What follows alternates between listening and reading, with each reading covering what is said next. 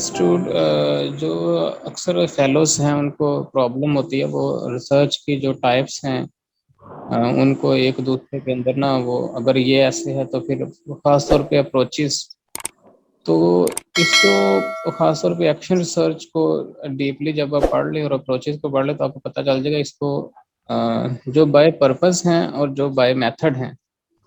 तो वो जैसा आपने बताया था पहले कि किसी पर्पस को अचीव करने के लिए कोई भी मेथड हो सकता है। अस्सलामुअलैकुम दोस्तों, आपका अपना दोस्त हाफिज रिजवान हाजिर है इस नई वीडियो के साथ। इस वीडियो के अंदर हम कंटिन्यू करेंगे अपने पिछले सेशन को। और अभी तक अगर आपने मेरे चैनल को सब्सक्राइब नहीं किया तो जल्दी से सब्सक्राइब करें ताकि एजुकेशन से मुतल्लिक़ जितने भी सब्जेक्ट की वीडियोज़ हैं वो आपको वक्त पर मिलती रहे। तो आए चलते हैं, स्टार्ट करते हैं अपनी अगली वीडियो को। कि नल हाइपोथेसिस को हम किस स्टेज के ऊपर एक्सेप्ट या रिजेक्ट करते हैं, ऐसा ही था। हाँ ठीक ठीक है, वो मैं पता चलेगा तो वो इसको। स्टेज की मुराद आपकी क्या है? स्टेज किसको कहते हैं आप? सर, जब हम लोग कोई रिसर्च करते हैं तो सबसे पहले हम लोग एक प्रॉब्लम लेते हैं, उसके बाद हम लोग एक हाइपोथेसिस बनाते हैं।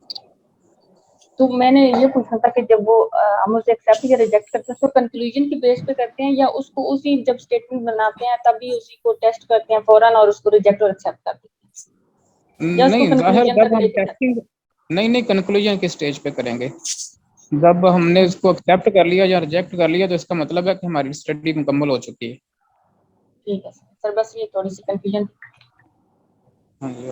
और सर एक और क्वेश्चन भी है कि जो हाइपोथेसिस होता है उसकी जो टाइप 1 एरर है और टाइप 2 एरर है, तो वो उसको याद करने का तरीका क्या है, वो समझ नहीं आता। हाँ, हाँ।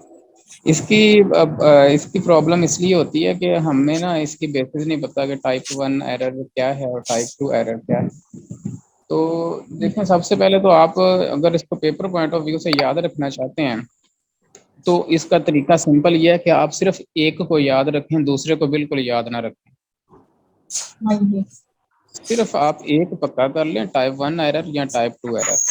ठीक है, आप ये रख लें कि टाइप 1 एरर या जो है वो एक्सेप्टिंग अ फॉल्स हाइपोथेसिस है, बस आप ये याद रख लें। दूसरा उसके उलट ऑटोमेटिक आप उसका उलट जवाब लगा देंगे। रिसर्च कहते हैं कि वर्ड रिसर्च जो है ये निकला है, इसको किया गया ओल्ड फ्रेंच से। ओल्ड फ्रेंच वर्ड है शेक्सपियर, इससे निकाला गया इसको। और इसको इसका मतलब क्या है कि सर्च अगेन, इसीलिए इसको रिसर्च कहा जाता है, यानी किसी भी चीज को दोबारा से सर्च करना। और नीचे कहते हैं कि implicity assume that the earlier research was not, यानी यही बात है, रिसर्च की जरूरत कभी पेश आती है जब बंदा ये कहता है कि जी पहले वाला जो काम है ना उसके अंदर कोई कमी देखी रह गई है, लिहाजा इसके अंदर जो है ना नई चीज कोई ना कोई आनी चाहिए। जैसे एक मोबाइल आया अब स्टार्ट में, तो मोबाइल बन गया, मोबाइल बनाने वाले ने जो ना वो सर्च किया, उसने रिसर्च नहीं किया। जिसने स्टार्ट से मोबाइल की टेक्नोलॉजी बनाई, ये सारा कंप्यूटर की, लैपटॉप की, जो स्टार्ट बनाया, पहला कंप्यूटर बना या पहला लैपटॉप बना, सॉरी उसमें बना, मोबाइल बना, अब वो और टेक्नोलॉजी पे था, उसके बाद फिर इस पे रिसर्च होती रही कि जी इसमें खामी है, इसको ऐसे कर देना चाहिए। फिर एंड्रॉयड मोबाइल आ गए, लेटेस्ट आ गए, अब इसमें भी चेंजिंग आती जा रही है, दिन ब दिन कोई ना कोई नई चीज आती है। एप्लीकेशन जो है, हर एप्लीकेशन के अंदर कोई ना कोई नई चीज आ रही होती है। वो भी हम ये मिसाल के तौर पर जूम का यूज कर रहे हैं, अभी मैंने जूम को ऑन किया तो अपडेट आई हुई थी। तो वो ये अपडेट क्यों आती है, रिसर्च जब होती है उन्हें पता चलता है कि यहाँ पे ये कमी देखी है, तो वो दूर करने के लिए नया काम कर देते हैं। तो उसी कमी देखी को तलाश करने के लिए जो है वो रिसर्च यूज की जाती है, रिसर्च की टर्म यूज होती है, रिसर्च का इस्तेमाल होता है। उसके बाद आगे उन्होंने कहा जी in practice term research refers to a scientific process of generalization। ये उसकी डेफिनेशन कह लें कि ये डेफिनेशन है the process of the generating and unexplored horizon of knowledge. Scientific basically ऐसा ये रिसर्च मेथड है, सॉरी रिसर्च जो है ये साइंटिफिक मेथड को यूज करते हुए प्रॉब्लम की सॉल्यूशन है। ये नीचे भी हम देखेंगे तो इसमें भी यही है कि scientific approach is answering a research question, solving a research problem, answering a new knowledge, generating a new knowledge through a systematic and orderly collection। क्योंकि रिसर्च जो है बेसिकली एक साइंटिफिक मेथड को के साथ चल रही होती है। जब साइंटिफिक मेथड इसके अंदर यूज हो रहा होता है, साइंटिफिक मेथड जो है प्रॉपर ऑर्डरली यूज होता है, कि उसमें एक ऑर्डर के तहत पहले आप ऑब्जर्व करते हैं, फिर आप प्रॉब्लम को आइडेंटिफाई करते हैं, उसके बाद हाइपोथेसिस बनाते हैं, हाइपोथेसिस के बाद आप डाटा लेते हैं, डाटा के बाद आप अपना एनालिसिस करते हैं, फिर आप रिजल्ट दे देते हैं। ये हमारा सारा वो 5 प्रोसेस के स्टेप हैं साइंटिफिक मेथड के स्टेप्स हैं। तो ये उसी बेस पे ही ये भी एक ऑर्डरली प्रोसेस है रिसर्च जो है। फिर एक नीचे और उन्होंने डेफिनेशन दी है जी, organize scientific investigation to solve the problem, test hypothesis, develop और intent view of the product. Atomic research या कैंसर रिसर्च इन्होंने इसको मतलब इसके अंदर ऐड किया हुआ है कि इसको systematic investigation to increase knowledge and understanding, इसको भी रिसर्च कहा जा सकता है। तो ये सर्च की जो नीचे टेबल बना के उन्होंने इसको कहने के प्रॉपर समराइज कर दिया। तो सिस्टमैटिक इन्वेस्टिगेशन है जी, सर्च फॉर ट्रुथ है, साइंटिफिक मेथड है, कंट्रीब्यूशन टू न्यू नॉलेज है, एस्टैब्लिश न्यू फैक्ट है, research is logical, research is empirical, research is reductive, research is replicable and transmittable. तो नीचे कुछ डेफिनेशन ये भी वेस्ट जो है इसकी डेफिनेशन दी हुई है कि ये कहता है research is an intellectual activity which brings light to new knowledge and correct previous errors and add new orderly in existing body of knowledge. ये भी वेस्ट की जो है वो डेफिनेशन है रिसर्च की। ठीक है, रिसर्च जो है इसको एक प्रॉब्लम पे ही फोकस करना चाहिए। रिसर्च शुड बी सिस्टमैटिक, यानी ऑर्डरली सिस्टमैटिक वे में इसको चलना चाहिए। Research should be logical, proper logically इसको लेके चलेंगे। Research should be reductive, research should be replicable, research should be generative, यानी इससे नया काम भी हो सके। Research should be action oriented, in other word researchers should follow the integrated multidisciplinary approach. Research must be much cost effective as possible. समझ नहीं आई क्या दफा लिखा हुआ है, कॉस्ट इफेक्टिव होना चाहिए। ये शायद किसी को समझ लगता है तो बता दें, ये वर्ड जो है ये वाला। कॉस्ट इफेक्टिव का मतलब है कि आपके रिसोर्सेज के लिमिट्स के मुताबिक हो, ये ना आप प्रोजेक्ट शुरू कर दें और सोर्सेज आपको इजाजत ना देते। सही, यानी आप पूरे पाकिस्तान के रिसर्च देखना चाह रहे हो और आपके पास इतने पैसे होना चाहिए आप पाकिस्तान की रिसर्च को अब हमने पढ़ लिया कि रिसर्च एक सिस्टमैटिक प्रोसेस है, रिसर्च की डेफिनेशन डिफरेंट है, तो एक रिसर्च का कॉन्सेप्ट हमारे माइंड में बन गया। अब रिसर्च जो है इसके अंदर एक वर्ड यूज होता है पैराडाइम। जब हम अपना थीसिस लिखते हैं, प्रपोजल लिखते हैं, इसके अंदर भी हम पैराडाइम का जिक्र कर रहे होते हैं। तो आप पैराडाइम से मुराद है, ये साथ उर्दू के अंदर भी लिखा हुआ है। तो इसका मतलब क्या है कि आप किस नजर से इस रिसर्च को देखते हैं, यानी आपकी रिसर्च दुनिया की नजर में क्या है कि आप दुनिया को किस नजर से देख रहे हैं। पैराडाइम का बेसिकली मतलब उसमें ये दिया कि how do you like at the word, how do you precise the word, how do you precise the reality. यानी आप पैराडाइम इज स्टैंडर्ड पर्सपेक्टिव और सेट ऑफ आइडियाज कि दुनिया की आपने इस जो है ना वो रिसर्च को लिया क्यों, आप किस वजह से इस रिसर्च को कर रहे हैं, आप रिसर्च की टेक्निक या टाइप जो भी आप यूज कर रहे हैं वो क्यों कर रहे हैं, आपकी नजर में इसकी क्या अहमियत है। बेसिकली ये है पैराडाइम मेरे ख्याल में, जो इसको पढ़ के मैंने ये समझा। उसकी 4 इन्होंने दिया हुआ है जी, पास रिसर्च पैराडाइम के 4 पार्ट हैं, ओंटोलॉजी, एपिस्टेमोलॉजी, मेथोडोलॉजी और मेथड।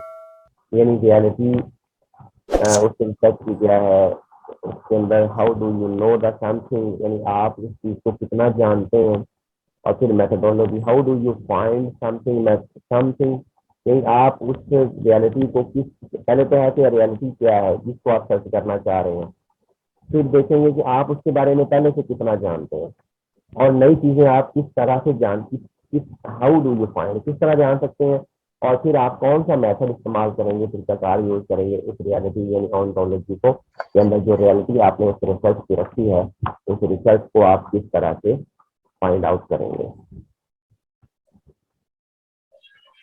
ये आगे इसमें उन्होंने कुछ रियलिटी की बात की है। उसके बाद है जी paradigm quantitative and qualitative research, यानी क्वालिटेटिव और क्वांटिटेटिव रिसर्च की अब बात होगी। रिसर्च के अंदर फर्दर जब हम आते हैं तो रिसर्च की ये नेचर भी है, क्वालिटेटिव है या क्वांटिटेटिव है। क्वालिटेटिव ये अब जनरली काफ़ी चीज़ें हमें पता है कि क्वालिटेटिव रिसर्च जो है, क्वांटिटेटिव रिसर्च जो है इसमें हमारे पास डाटा होता है न्यूमेरिकल फॉर्म में, और क्वालिटेटिव डाटा में हमारे पास जो रिसर्च होती है उसमें डाटा हमारे पास होता है नॉन न्यूमेरिकल फॉर्म में। So quantitative based on the philosophy that every phenomenon is the world only explained by positive paradigm. They believe that there is only one truth and explanation. यानी ये अभी quantitative की paradigm की बात करता है, तो क्वांटिटेटिव के अंदर हमेशा वो कहते हैं कि पॉजिटिव पैराडाइम ही यूज होता है। वो कहते हैं कि सिर्फ एक ही ट्रुथ है, एक ही चीज है जिसको आप एम्पिरिकल मेथड यूज करते हुए या क्वेश्चनर मेथड यूज करते हुए आप उसको सिचुएशन को डिस्कस कर सकते हैं, आप उसमें से अपना डाटा या अपना रिजल्ट ले सकते हैं। तो इसमें हमेशा पॉजिटिव पैराडाइम यूज होता है क्वांटिटेटिव के अंदर। Four major paradigm seem to be complete in quantitative qualitative inquiry. Qualitative जो है उसके अंदर उन्होंने बताया कि चार तरह के positivism, post positivism, critical theory और ट्रांसफॉर्मेटिव क्रिटिकल एनालिसिस का एप्लीकेशन उन्होंने बात किया हुआ ये। इसको मैं छोड़ रहा हूँ, बस इतना से करके कि आपको पैराडाइम की समझ उम्मीद आ गई है। बस रिसर्च का जो प्रोसेस है वो क्या है कि scientific research is any field of inquiry inquire three basic operation. ये रिसर्च के अंदर थ्री ऑपरेशन यूज होते हैं साइंटिफिक रिसर्च में। जो रिसर्च हमारी साइंटिफिक प्रोसेस को यूज ये है ना वो फॉलो कर रही होती है। तो इसमें डाटा कलेक्शन होती है, ये एक ऑपरेशन है यानी काम होता है, और फिर डाटा को एनालाइज किया जाता है और फिर उसकी रिपोर्ट राइटिंग की जाती है। तो ये तीन ऑपरेशन हैं रिसर्च के अंदर। ये तो नहीं टर्म है कि जो रिसर्च ऑपरेशन हैं वो कौन से हैं। ये ऑपरेशन पर काम कर रहे होते हैं, हम प्रैक्टिकली कुछ करते हैं। जब फील्ड के अंदर जाके हम कलेक्ट करते हैं डाटा, एनालाइज करते हैं, फिर उसी बेस पे हम रिपोर्ट साइज करते हैं। उसके बाद आ जाती है क्लासिफिकेशन ऑफ रिसर्च, जो हमारा मेन टॉपिक भी है या रिसर्च के अंदर जो मेन चीजें डिस्कस करने वाली है वो इसकी ग्रुपबंदी है कि रिसर्च जो है उसको आगे फर्दर किस किस तरह से रखा जाता है अलग अलग ग्रुप के अंदर। तो इसकी तीन तरह से इन्होंने किया हुआ है, classification bye purpose, classification by method और फिर classification bye approach. Classification bye purpose जो है, क्लासिफिकेशन बाय पर्पस बेसिकली हमारा मकसद क्या है इस रिसर्च को करने का। उसमें क्या 5 टाइप्स हैं: basic research, applied research, action research, evaluation research और R&D रिसर्च या रिसर्च एंड डेवलपमेंट। शॉर्ट में हम इसको R&D लिख देते हैं। और उसके बाद आ जाता है सेकंड हमारे पास ग्रुप जो है रिसर्च की टाइप का, वो है बाय मेथड, जो historical, descriptive, correlational, causal, comparative, experimental research, cause and effect इसके अंदर आ जाता है। ये सारी चीजें जो है वो 5 ये टाइप जो है बाय मेथड। फिर तीसरा ग्रुप इसका है जी क्वालिटेटिव और क्वांटिटेटिव। ये जो शॉर्ट का ग्रुप है क्वांटिटेटिव का, बाय अप्रोच, ये रिसर्च अप्रोच होती है। रिसर्च अप्रोच के इसको तो पहले भी मैंने कुछ डिफाइन कर दिया था कि क्वालिटी, इसको मैं पहले सबसे पहले कर देता हूँ, फिर हम बाय पर्पज पे आते हैं। जो अप्रोचेज के लिहाज से है कि क्वालिटेटिव क्या है और क्वांटिटेटिव क्या है। मैं देखता हूँ कि साबिर ने किस तरह से उनको किया हुआ है, मेरा ख्याल है वो काफी एंड पे जाके आएगा। तो अभी हम इसको क्योंकि जनरली मैं व्यू दे देता हूँ। क्वांटिटेटिव रिसर्च के अंदर हमारे पास न्यूमेरिकल डाटा होता है, एक बड़ा सैंपल होता है और इस के अंदर रिजल्ट भी हमारे न्यूमेरिकल ही आते हैं। ये क्वांटिटेटिव। और क्वालिटेटिव के अंदर हमारे पास सैंपल साइज थोड़ा होता है और इसके अंदर आमतौर पर जो है वो डाटा नॉन न्यूमेरिकल होता है, जैसे इंटरव्यू वगैरह ले लेना, अनस्ट्रक्चर्ड इंटरव्यू जो होता है, या ऑब्जर्व किसी को किसी स्टोरी किसी वाक्य को होता देख लेना, यानी उसमें हमारे पास न्यूमेरिकल डाटा नहीं होता, नॉन न्यूमेरिकल डाटा होता है। ये क्वालिटेटिव रिसर्च है।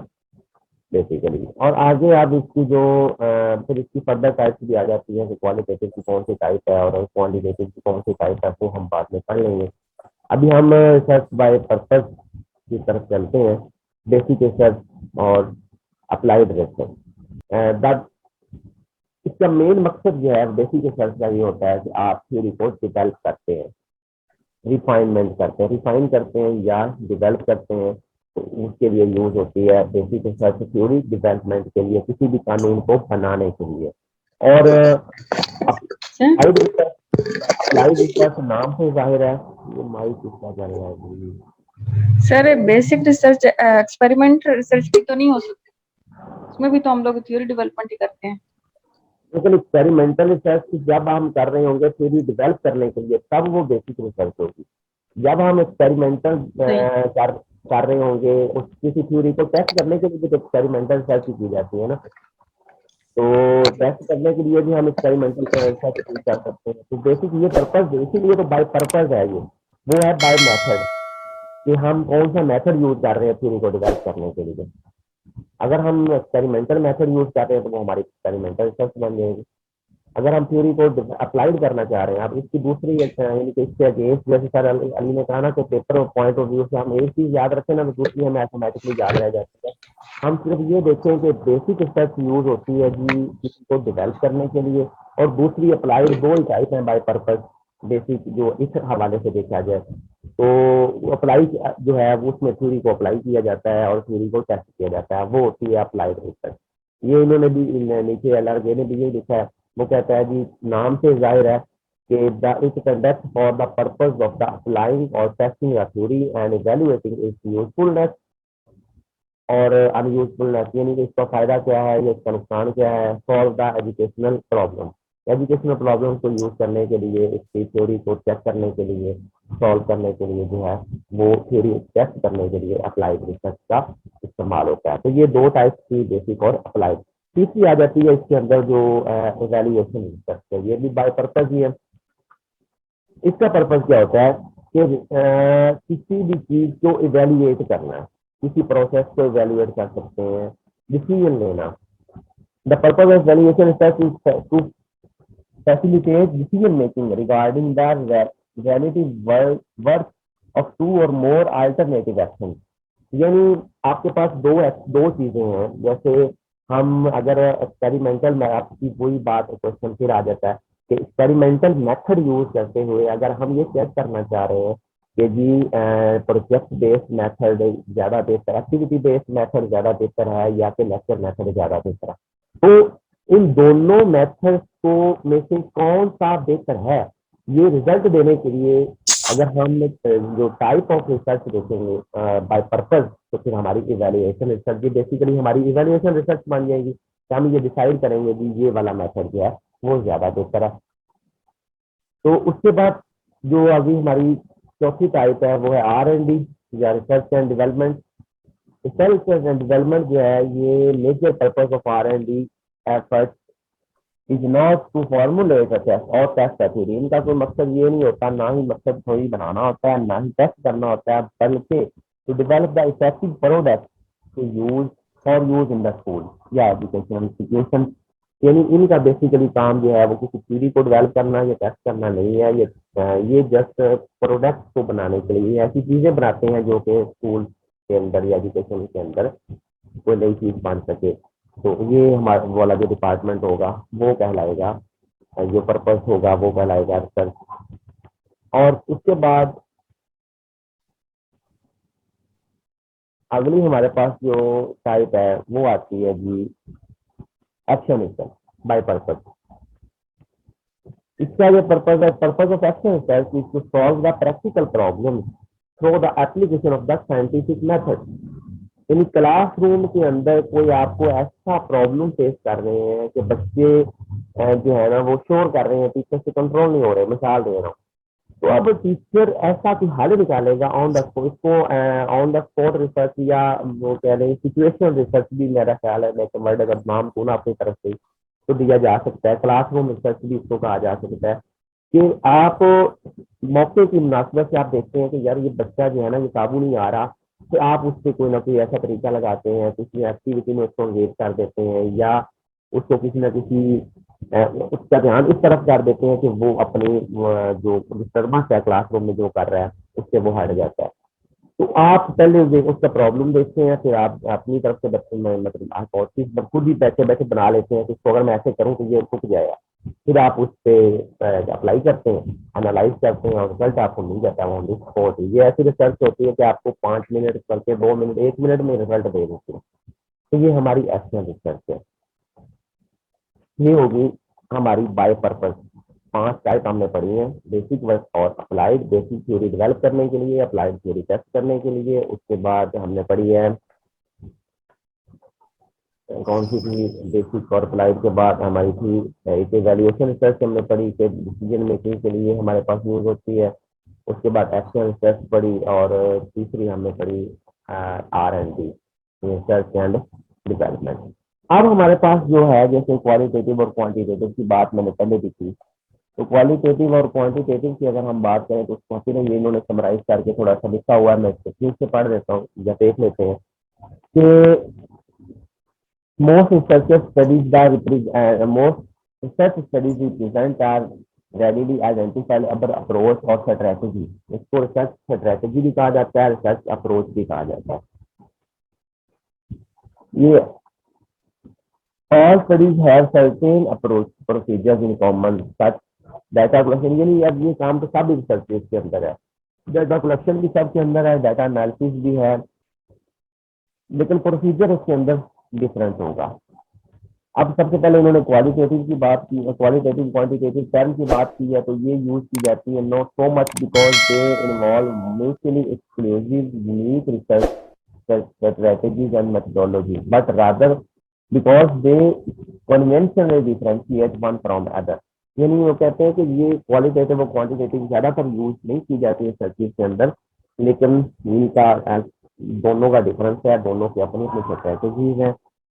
तो मैं थोड़ा सा जल्दी कर रहा हूँ क्योंकि हमारे पास जो है वो तकरीबन सेशन को एंड होने में क्लास 9 मिनट की बाकी है, तो हम क्वालिटेटिव क्वांटिटेटिव को तो चले मुकम्मल करेंगे सेशन के अंदर। वैसे भी 10 हो गए, आज छुट्टी का तो दिन है, तो कहीं जितना टाइम निकाल सकते हैं। Qualitative approach involve the collection. अब पहले इसमें क्वालिटेटिव की बात कर दी है, फिर आगे क्वांटिटेटिव की बात कर देंगे, बल्कि साथ सारी क्योंकि कंपेरिजन कर रहे हैं तो दोनों टर्म्स भी साथ साथ ही चला देते हैं। Qualitative approach involve the collection of extensive narrative data. जैसे मैंने पहले कहा, इसमें नैरेटिव डाटा होता है, इसमें न्यूमेरिकल डाटा नहीं होता। Order to gain insight of phenomena of interest. जबकि क्वांटिटेटिव अप्रोच ये है, इसके अंदर न्यूमेरिकल डाटा होता है, ये हमने ऑलरेडी बात कर चुके हैं। Qualitative researchers typically studies many variable intensively over an extensive period of time in order to find out the way things are, how and why they come to be, what and why, and that's why and what it are means। यानी qualitative researcher जो हैं ये चीजों को बार बार देखते हैं, intensively जाके variables को स्टडी करते हैं, यानी क्योंकि उन्होंने नॉन न्यूमेरिकल डेटा लेना होता है, तो वो चीज इसमें बाइसनेस भी आ जाती है वैसे, लेकिन इसमें क्योंकि नॉन न्यूमेरिकल डाटा होता है तो इसलिए इसको उन्होंने बार बार और मैनी टाइम भी, एक से ज्यादा दफा भी उनको जाके वो चीज ऑब्जर्व करना पड़ सकती है, इंटरव्यू लेना पड़ सकता है। क्वालिटेटिव क्वांटिटेटिव रिसर्चर्स की बात आता है कि वो क्या करते हैं, typically concentrate on one or a small number of variables in order to describe current condition or investigate relationship including cause and effect relationship। यानी वो किसी भी रिलेशनशिप को देखने के लिए एक वेरिएबल या बार बार एक से ज्यादा 2 वेरिएबल 3 वेरिएबल भी लेके उसको वो अपना रिजल्ट निकाल के डाटा निकाल के दे देते हैं। Qualitative researchers do not want to intervene or control anything। ये सब भी एक इम्पोर्टेंट पॉइंट है कि क्वालिटेटिव रिसर्च के अंदर जो है वो कहते हैं कि हम किसी चीज को कंट्रोल नहीं करते, उसकी नेचुरल सेटिंग के अंदर ही चीजों को ऑब्जर्व करते हैं।